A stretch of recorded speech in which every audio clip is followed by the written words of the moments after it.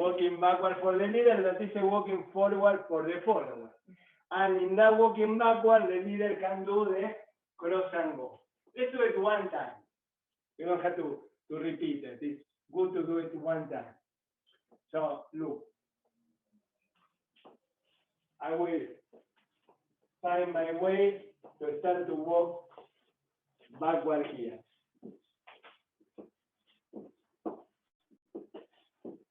That's it. That's why I want to do it. Now I will do it other direction. Walk.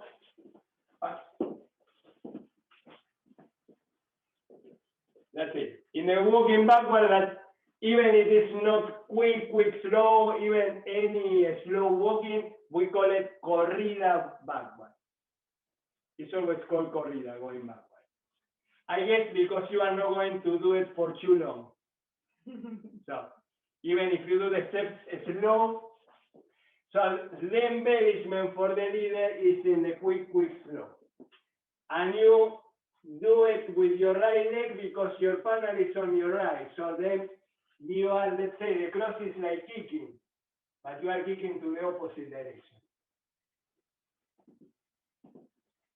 And I was sort of showing more matching because you can sense what the leader is doing in that moment. Sometimes you can sense the extra pause maybe that they're taking to do that.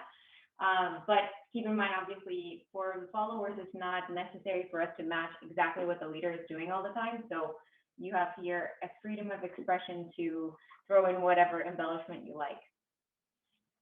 Yeah, I think the only important thing is to sense that it feels like a pause when the leader does this, because in that moment my axis is still. So you have to adapt to that, even if you don't do an embellishment. So I know his leg is like far out of the way, and I can cross behind and tap here, or just cross behind and go here and tap and go. Tap, and you can pop it up if you like. Have fun.